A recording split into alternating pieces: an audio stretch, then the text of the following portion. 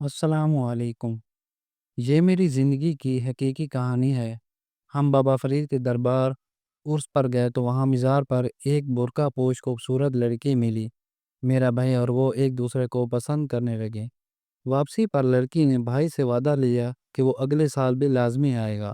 اگلے سال عرس پر جب بھائی گیا تو لڑکی سے جلد شادی کی خواہش ظاہر کی، مگر وہ کہنے لگی ابھی کچھ انتظار کرنا ہوگا، مگر جب اگلے سال آؤ گے تو ہم یہیں نکاح کریں گے۔ بھائی سال بعد خوشی خوشی عرس پر گئے، مگر وہاں یہ دیکھ کر ان کے ہوش اڑ گئے۔ سچی کہانی، یہ کہانی حقیقت پر مبنی ہے اور جن خاتون کی حقیقی زندگی سے تعلق رکھتی ہے میں انہی کی زبانی بیان کر رہی ہوں۔ چلیے کہانی شروع کرتے ہیں۔ ہم دو بہن بھائی تھے۔ بھائی مجھ سے بڑا تھا اور بہت ہونہار اور سلجھا ہوا تھا۔ خاندان میں سبھی اس کی تعریف کرتے کہ کیسا سگڑ اور تمیزدار بیٹا ہے۔ بتاتی چلوں کہ میری امی کو شروع سے ہی حضرت بابا فرید شکر گنج سے بہت عقیدت تھی۔ دراصل شادی سے پہلے وہ کافی بیمار رہتی تھی۔ والدین نے ہر جگہ علاج کروایا مگر کوئی افاقہ نہ ہوا۔ پھر کسی نے مشورہ دیا کہ اسے حضرت بابا فرید کے مزار لے کر جایا کرو۔ اسے اتفاق کہاں جائے یا خدا کی کرنی کہ میری والدہ رفتہ رفتہ ٹھیک ہونے لگی۔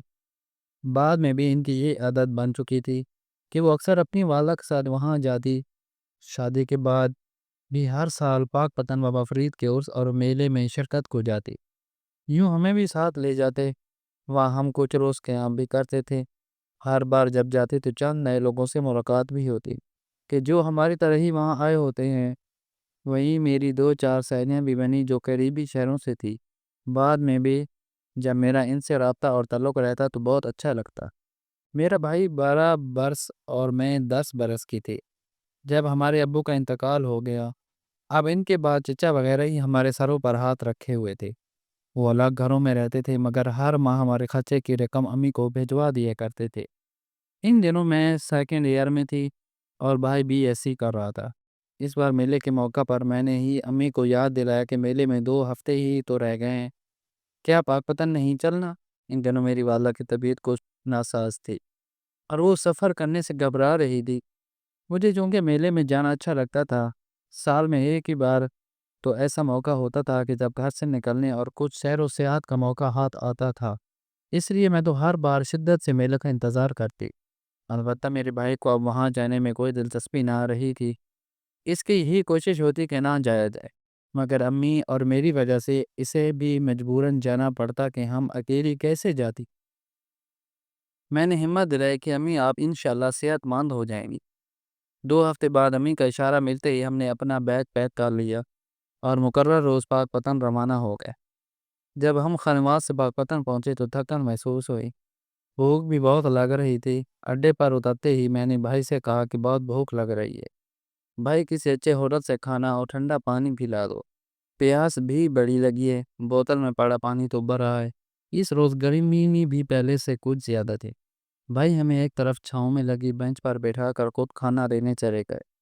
ایک ہوٹل دیکھ کر ٹھہرے گئے اور پھر کھانا لانے والے لڑکے سے پوچھا کہ کیا کیا سالن ہے۔ وہ لڑکا کپڑے سے کرسیوں کو جھاڑتا وہ اونچی آواز میں بتانے لگا کہ بھائی صاحب قیمہ ہے، چنے کی دال ہے، مکس سبزی اور مرغی کا سالن بھی، سب کچھ دستیاب ہے، جو کہیں لا دیتا ہوں۔ آپ یہ سامنے میز کرسی پر تشریف لے چلیں۔ بھائی اسے سالن روٹیوں کے بارے بتاتے ہوئے کہنے لگے نہیں، دراصل ہم کرسی میز پر نہیں کھائیں گے، میرے ساتھ موجود خواتین دوسری طرف موجود ہیں۔ انہوں نے ہاتھ کے اشارے سے بتایا کہ لاری اڈے کے پاس بینچ پر جو سواریاں بیٹھی ہیں بس ادھر ہی کھانے کی ٹرے پہنچا دو اور ٹھنڈے پانی کا ایک جگ بھی لا دو۔ لڑکے نے پھرتی سے حکم کی تعمیل کی۔ 2 گلاس اور ٹھنڈے پانی سے بھرا ایک جگ جنید بھائی کے ہاتھوں میں دے کر وہ کھانے کے آرڈر کی تعمیر کرانے چلا گیا۔ بھائی پانی کیئر ہماری جانب آ گیا۔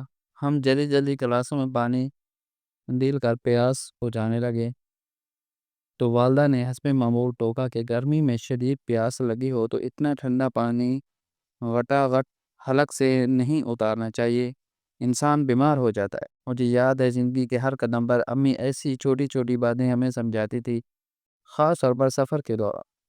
اس وقت تو ہم ان باتوں کو معمولی ہی سمجھتے تھے، مگر آج سوچتے ہیں کہ وہ کتنی اہم باتیں تھیں۔ تھوڑی دیر بعد ہوٹل والا لڑکا کھانے کے ٹرے دے کر ہماری جانب آیا گیا۔ ٹرے اگرچہ پرانی سی تھی، برتن بھی سستے تھے، لیکن ان میں جو سالن اور رائتا وغیرہ پروسا گیا تھا وہ کافی لذیذ اور عمدہ تھا۔ بھوک بھی بہت لگی تھی، لہٰذا کھانے کا مزہ ہی آ گیا۔ کھا پی کر ذرا آسودہ حال ہوئے تو ادھر ادھر کا جائزہ لیا۔ جنید بھائی کہنے لگے کھانا بہت مزے کا تھا، میں تو شاید کچھ زیادہ ہی کھا گیا ہوں۔ واقعی خالص گندم کی گرما گرم تندوری روٹیاں منہ میں ایسا سواد دے رہی تھی کہ کھانے والا کھاتا ہی چلا جائے۔ یہاں کے اس چھوٹے سے ڈھابے کے کھانے میں جو لذت تھی، اس نے تو بڑے ہوٹلوں کی ٹپ ٹاپ کو مان کر ڈالا تھا۔ ابھی ہم یہ باتیں کر ہی رہے تھے کہ اسی دوران ایک بس آئی اور اس میں تمام مسافر اتر گئے۔ یقیناً وہ سب بھی میلے پر ہی آئے تھے۔ تبھی ایک خاتون جن کے ساتھ ایک لڑکی اور ایک چھوٹا سا لڑکا بھی تھا، ادھر ادھر دیکھتے ہوئے وہ لوگ ہمارے قریب آ گئے۔ لڑکی کی عمر کوئی 20-21 برس تھی، خاصی دلکش اور رنگت ایسی اجلی کی گرمی کے باعث گلابی ہو رہی تھی۔ اس نے سیاہ برقع پہن رکھا تھا مگر نقاب نہیں کیا تھا۔ خاتون نے میری امی سے پوچھا، بہن جی یہاں سے پیر مکی شاہ کا دربار کتنی دور ہے؟ امی نے انہیں زبانی سمجھایا مگر خاتون خاصی کنفیوز ہونے لگی، جیسے اسے صحیح سمجھ نہ آ رہی ہو۔ اس کی پریشانی کو بھانپتے ہوئے میری امی نے جنید بھائی سے کہا، بیٹا تم خود ان کو پیر مکی شاہ تک چھوڑ آؤ۔ میری والدہ نے اخلاقاً ان سے کھانے کا پوچھا، انہوں نے انکار میں جواب دیا، شاید وہ لوگ یہاں پہلی مرتبہ آئے تھے۔ خاتون نے راستے میں میرے بھائی کو بتایا کہ وہ اس جگہ سے انجان ہے۔ خاتون کے پوچھنے پر بھائی نے بھی بتا دیا کہ وہ لوگ ہر سال یہاں آتے ہیں۔ وہ عورت کہنے لگی، بیٹا تم 5 منٹ کو اگر یہیں رک جاؤ، ہم لوگ تمہارے ساتھ ہی تمہاری والدہ لوگوں کے ساتھ ہو جائیں گے، کیونکہ ہماری تو یہاں موئی واقفیت نہیں، نہ ہی ہمیں کچھ سمجھ آ رہی ہے کہ کیسے اور کدھر جانا۔ بھائی نے اس بات میں جواب دیا۔ پھر ماں بیٹی نے وضو کر کے وہاں عصر کی نماز ادا کی۔ یوں نماز ادا کرنے کے بعد وہ بھائی کے ساتھ ہی واپس آ گئے۔ مجھے بھی لڑکی کو دیکھ کر خوشی ہوئی کہ اب میری بوریت ختم ہو جائے گی۔ لڑکی بھی خاصی اخلاق والی تھی۔ دونوں خواتین 10 سال بچے کے ہمراہ آئی تھی۔ امی سے خاتون نے صدا کی کہ ہم لوگ آپ کے ساتھ ساتھ رہیں گے کیونکہ اکیلے ہیں۔ خاتون کے بیٹی کا نام اشمل تھا۔ پہلے میرے ساتھ اس کی بات چیت اور پھر دوستی ہو گئی۔ اب دن گزرنے کا پتہ ہی نہ چلتا، کیونکہ ہم نے یہاں 5 دن رکنا تھا، اس لیے دربار کے پاس سرائے میں ٹھہرنے کا بندوبست بھی ہو گیا تھا۔ رات کو ہم لوگ بیٹھے قوالی سن رہے تھے کہ اشمل کو پیاس لگی۔ اس نے مجھ سے ذکر کیا۔ میں نے بھائی سے کہا ہم نے پانی پینا ہے۔ تبھی امی کہنے لگی، بیٹا یہاں گلاس وغیرہ نہیں ہے، جو بیٹا جاؤ ان کو سبیت سے پانی پلوا لو۔ یوں بھائی کے ہمراہ ہم دونوں پانی پینے چلے گئے۔ راستے میں نے اس سے پوچھا کہ آپ لوگ کتنے دن یہاں ٹھہریں گے؟ وہ کہنے لگی جب تک آپ ادھر ہیں، اور ساتھ ہی زیر لب مسکرا دی۔ جب ہم تینوں نے پانی پی لیا تو میں نے بھائی نے کہا، بھائی ذرا سا آگے چلیں۔ وہ سامنے سے گوڑ والی مونگ پھلی کے پیکٹس لے گا۔ اسی روز میں نے محسوس کیا کہ جنید بھائی اور اشمل ایک دوسرے کی جانب بے حد متوجہ ہیں، مگر خاموشی کے پردے میں شاید یہ ان کی محبت کا پہلا دن تھا، اور دونوں ایک دوسرے کو زیادہ نظر اٹھا کر بھی نہ دیکھ پا رہے تھے کہ شاید مجھ سے حجاب تھا۔ اب یوں ہوتا کہ ہر روز ہم دربار پر حاضری دیتے اور پھر اپنے سرائے والے کمرے میں آ کر آرام کرتے۔ میری والدہ اور اشمل کی امی عبادت میں مشغول ہو جاتی، جبکہ میں اشمل کے ساتھ باتوں میں محو ہو جاتی۔ جنید بھائی کبھی باہر چلے جاتے، کبھی آ کر دور پڑی چارپائی پر لیٹ جاتے، کروٹ دوسری جانب کر دیتے، لیکن جیسے ان کو نیند نہ آتی وہ ہماری باتیں سنتے رہتے۔ 5ویں روز جب دربار پر حاضری ہو گئی تو سراؤ مشورے سے ہم سبھی اکٹھے چند پیر چلے گئے، وہاں چادر چڑھائی اور پھر دوپہر کو لوٹے۔ امی اور خالہ تھک گئی تھی، لہٰذا وہ آرام کرنے لگے۔ کل ہم نے واپس اپنے اپنے شہروں کو لوٹ جانا تھا، لہٰذا ہم دونوں جنید بھائی کے ہمراہ باہر چلی آئیں۔ ہم نے مختلف اسٹال دیکھے، پھر لوگوں کے ہجوم سے دور ایک درخت کے نیچے بیٹھ کر باتیں کرنے لگے۔ جنید بھائی دوسری جانب خاموش بیٹھے تھے، مگر جیسے خیالوں کی دنیا میں گم ہوں۔ میں نے محسوس کیا کہ آج اشمل بھی کچھ بے چین سی دکھائی دیتی تھی۔ آج ہمارا یہاں آخری دن تھا اور کل اپنے اپنے گھر کو روانہ ہو جانا تھا۔ یوں محسوس ہوتا تھا کہ وہ جیسے چاہتی ہو کہ جنید بھائی سے اکیلے میں کچھ بات کرے۔ وہ مجھے کہہ بھی نہ پا رہی تھی مگر بے کل سی ہو رہی تھی۔ دوسری طرف شاید میرے بھائی کا بھی ایسا ہی حال تھا۔ ہم ادھر ہی بیٹھے تھے کہ اتنے میں اسمل کا چھوٹا بھائی آ گیا۔ وہ کہنے لگا، باجی آپ کو امی بلا رہی ہے۔ میں نے دونوں خود موقع دینے کے لیے بھائی سے کہا، بھائی آپ اشمل کو سرایا تھا کہ اس کی والدہ کے پاس چھوڑنا۔ اشمل نے اپنے چھوٹے بھائی سے کہا، راجہ تم باجی گول کے پاس ہی بیٹھے رہنا جب تک جنید مجھے چھوڑ کر واپس نہ لوٹ آئے، اور سنو کہیں ادھر ادھر مت جانا، باجی گول کو اکیلا مت چھوڑنا۔ یہ سب کچھ ایسے ہی ہو رہا تھا کہ میں سوچ رہی تھی، نہ جانے وہ لوگ کیا بات کرنے والے ہیں۔ یقیناً انہوں نے چند لمحوں کی رفاقت میں اپنے دل کی بات کہنی تھی۔ میرا اندازہ بالکل صحیح تھا۔ راستے میں دونوں نے ایک دوسرے کو اپنی دلی کیفیت سے آگاہ کیا۔ ان کے لہجوں میں جدائی کی طلب تھی کہ پھر نہ جانے کبھی ملاقات ہو بھی پائے کہ نہیں۔ بتاتی چلوں کہ یہ موبائل فون کا دور نہ تھا۔ اشمل نے جنید سے اگلے سال آنے کا وعدہ بھی لیا، اور ساتھ ہی اس سے ہمارے گھر کا ایڈریس بھی۔ رات کو خالہ نے بتایا کہ ہم صبح تیز گاؤں سے لاہور واپس جا رہے ہیں۔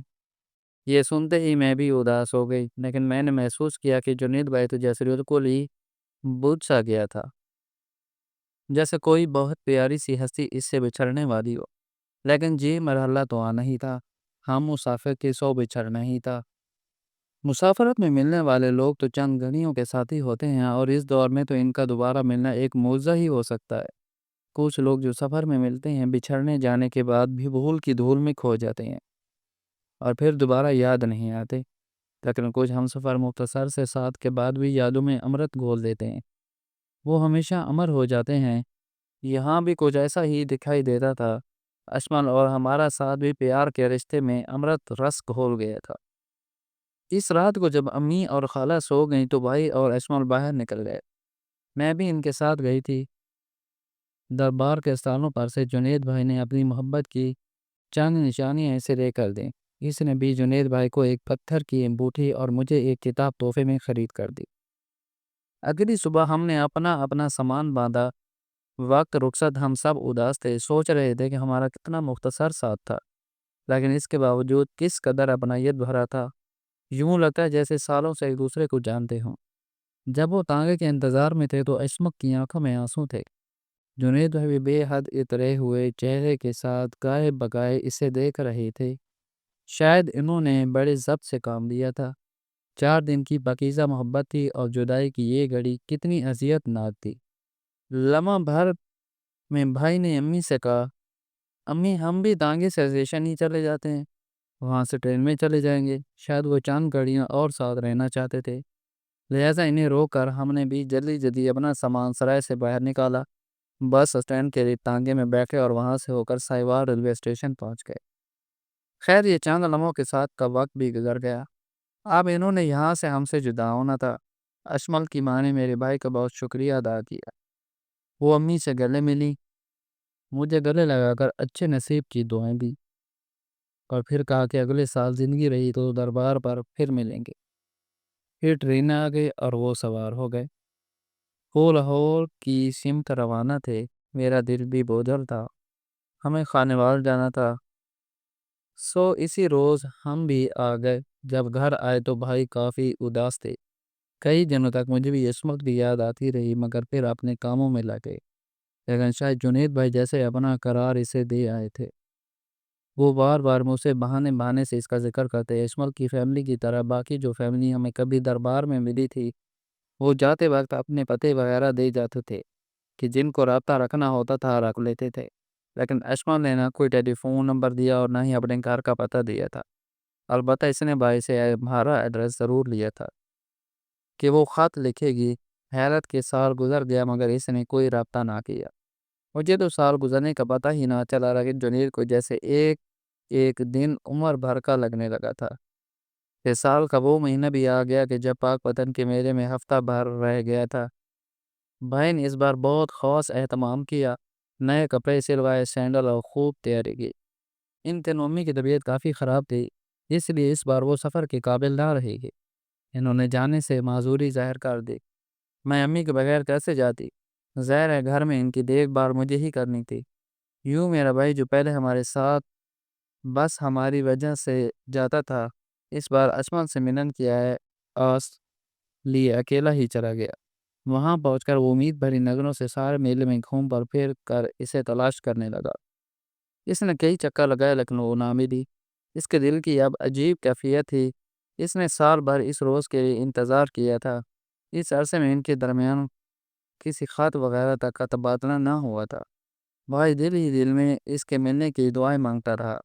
اگلے روز بھی وہ وہیں موجود تھا۔ اسی روز شام کے وقت اس کی امید بڑھ آئی۔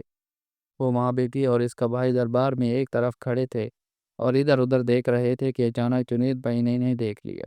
اشمل کی والدہ نے بھی بھائی کو دیکھ لیا تھا۔ ماں نے بھائی کی جانب اشارہ کر کے اپنی بیٹی اور بیٹے کو بتایا۔ بھائی بھی چینی سے ان کی طرف بڑھا۔ اشمل جیسے اسے دیکھ کر جی اٹھی تھی۔ اشمل کی والدہ نے بتایا کہ وہ لوگ تھوڑی دیر پہلے ہی یہاں آئے ہیں۔ دونوں کی آنکھیں خوشی سے چمکنے لگی تھی۔ اس کی والدہ بھی بھائی سے بہت محبت سے ملی۔ انہوں نے بھائی سے ہمارے بارے پوچھا تو بھائی نے انہیں ساری تفصیل بتا دی کہ امی کی طبیعت ٹھیک نہیں تھی۔ خاتون نے اس بار بھی جنید بھائی کے ساتھ سرائے میں ٹھہرنے کو ترجیح دی۔ رات کو جب اس کی والدہ اور چھوٹا بھائی سو جاتے تو تنہائی میں یہ دونوں دربار میں بیٹھے خوب باتیں کرتے۔ اس بار وہ پچھلے برس سے بھی کہیں زیادہ حسین اور خوبصورت ہو گئی تھی۔ بھائی نے اس سے گلہ کیا کہ اس نے انہیں اپنا ایڈریس نہیں دیا اور ایک بار بھی ہمارے پتے پر بھی رابطہ نہ کیا۔ وہ کہنے لگی دراصل ہم کرائے کے گھر میں رہتے ہیں۔ ان دنوں ہم نے مکان تبدیل کرنا تھا تبھی آپ کو ایڈریس نہیں دیا تھا۔ بھائی پوچھنے لگے کیا اب مکان بدل لیا ہے؟ تم سوچ نہیں سکتے یہ سال میں نے کیسے گزارا۔ کوئی دن کوئی لمحہ ایسا نہ تھا جب میں نے تمہیں یاد نہ کیا، اور اب تو شاید ایک پل بھی تمہارے بغیر جینا دشوار ہے۔ جب تم مجھے نہ ملی تو میرے دل کی حالت ایسی تھی کہ شاید میں نے تمہیں ہمیشہ کے لیے کھو دیا ہے، لیکن شاید اس بار تم ہم مل گئے۔ کیا خبر دوبارہ پھر ایسے مل سکیں یا نہیں۔ خدا کے لیے اب وقت کی کڑائی مت چھوڑنا۔ جدا ہونے سے پہلے مجھے بتا دو کہ کب کیسے ہم جلد مل سکتے ہیں۔ میں تم سے شادی کرنا چاہتا ہوں، پلیز اب وقت ضائع نہیں کرنا، اور مجھے خود سے رابطے کا کوئی سلسلہ بھی بتا دو تاکہ تمہارے گھر والوں سے رشتہ طلب کر کے تمہاری عزت سے اپنا لو۔ میرے بھائی نے ایک سانس میں وہ سب کچھ کہہ دیا کہ جس کے لیے اس نے سال بھر کا جان لیوا انتظار کیا تھا۔ یہ سب سن کر وہ کہنے لگی حوصلہ رکھیں جنید، ابھی آپ کو 1 سال اور انتظار کرنا ہوگا۔ میں دل سے آپ کی ہوں اور ہمیشہ ہی رہوں گی، بس میں اسی مجبوری کے باعث رابطہ نہ رکھ سکی، مگر میری وفا پہ کبھی شک نہ کرنا۔ ابھی ہمارے حالات اس بات کے لیے بالکل بھی سازگار نہیں ہیں۔ اگر آپ نے صبر سے انتظار نہ کیا تو شاید ہم ایک دوسرے کو کبھی نہ پا سکیں، اور ہمیشہ کی جدائی کا افریت ہماری چاہت کو نگل لے گا۔ جنید بھائی کو اشمل کی باتیں سمجھ میں نہ آئیں، لیکن وہ امید کا دامن ہاتھ سے چھوڑنا نہ چاہتا تھا۔ وہ اس کے لیے بالکل انتظار کر سکتا تھا۔ دونوں نے ایک دوسرے سے وعدے وعید کیے اور یوں 4 روز ساتھ رہ کر ایک بار پھر ایک برس کے لیے جدا ہو گئے۔ اس بار بھی دوبارہ اسی جگہ ملنے کا وعدہ کر کے امی بھائی کی شادی میرے ساتھ ہی کر دینا چاہتی تھی کہ میں گھر سے رخصت ہوں تو بہو گھر آ جائے، مگر بھائی کہتے کہ انہیں ابھی شادی نہیں کرنی۔ بھائی کی اچھی جاب ہو گئی، اس کے ساتھ ہی اس پر گھر کی ذمہ داریاں بھی بڑھ گئیں کہ ماموں زاد کے ساتھ میری منگنی ہو چکی تھی۔ گھر میں شادی کی تیاریاں ہونے لگی۔ پھر بھائی کو ایک اور اچھی نوکری مل گئی۔ وہ چاہتے تھے کہ شادی کے اخراجات میں کسی قسم کی پریشانی نہ ہو۔ پھر وہ دن بھی آ گیا کہ جب امی اور بھائی نے مجھے اپنے گھر سے وداع کیا اور میں پیا کے آنگن سدھار گئی۔ ماں کی میرے بعد سارا دن گھر میں تنہائی کی وجہ سے بھائی کی دلہن لانے کی اور فکر بڑھ گئی۔ بھائی کی ملازمت دوسرے شہر تھی، یوں ان کے بعد وہ اکیلی رہ جاتی تھی۔ وہ چاہتی تھی کہ اپنی بھانجی سدرا کو بہو بنا کر گھر لے آئے۔ سدرا کے بارے امی کا عرصہ پہلے سے ارادہ تھا کہ یہ لڑکی ان کی بہو بنے۔ جب بھی امی اس بات کا تذکرہ کرتی بھائی خاموش ہو جاتے۔